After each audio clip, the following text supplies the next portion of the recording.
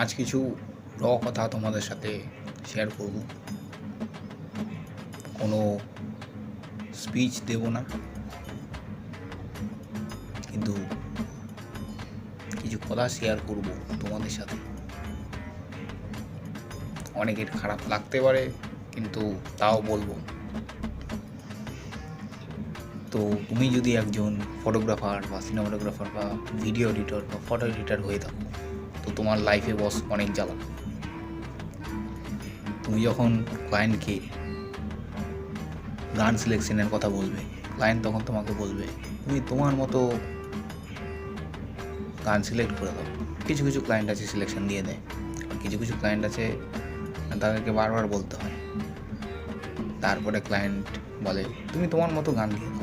তো ভালো কথা, আমি আমার মতো গান দিয়ে দিলাম।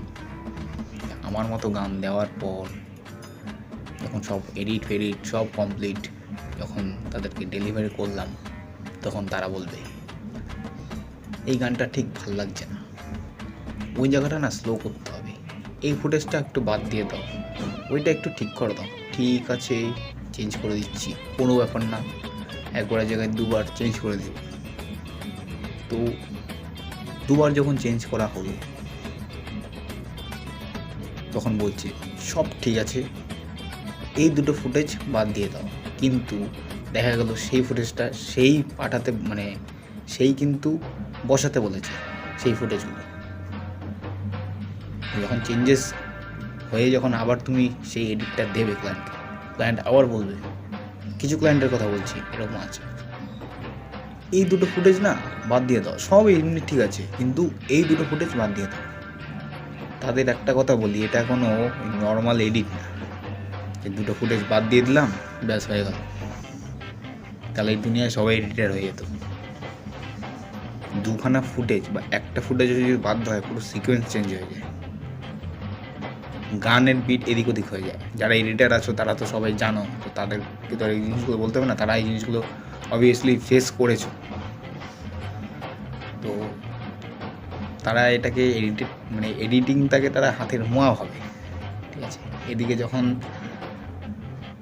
তাদেরকে নিজের প্রাপ্যটা তুমি চাইবে, তখন তারা বলবে এরকম করেছিস, এ ভালো করেনি এডিট, এ বাবা কি বাজে এডিট, এ বাবা এতে পুরো স্টিলের মতো লাগছে, পিক পুরো একদম স্টিল ছবির মতো লাগছে।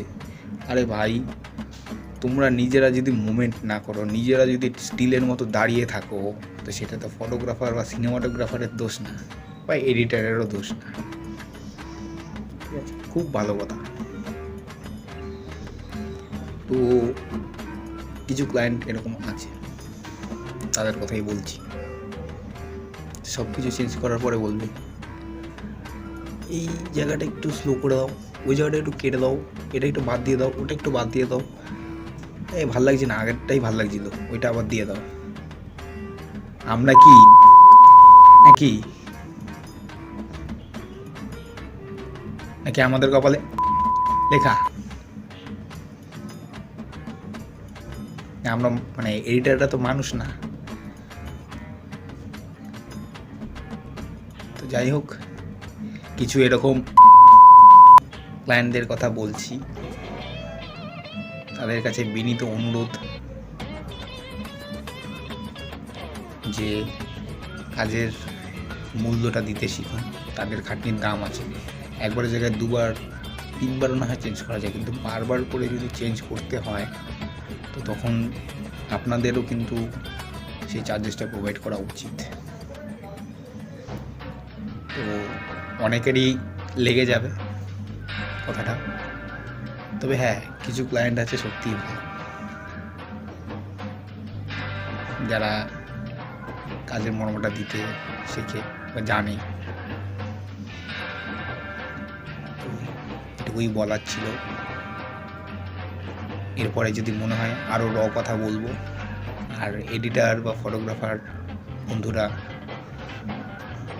তো তোমাদের সাথেও নিশ্চয়ই এই জিনিসগুলো হয়ে থাকে, তো তোমরাও কমেন্টে জানিও তোমাদের সাথে এরকম ঘটনা হয়েছে কিনা।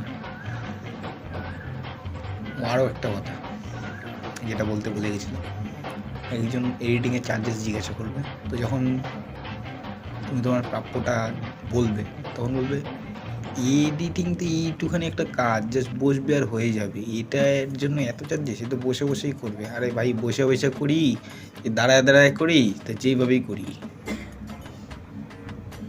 কোনো খাটনি নাই নাকি। এর কি মানে কী বলে ভিএন এডিটার যে, বা নাকি না ইনশর্টের এডিটার যে বসাইলাম হয়ে গেল গা, টিকটকের এডিট না কিন্তু এটা, ঠিক আছে? তো দয়া করে এইসব কথা বলবেন না। অনেক ভালো থাকবেন, সুস্থ থাকবেন, নমস্কার। আর আর্টিস্টের মূল্য দিতে শিখুন। টাটা।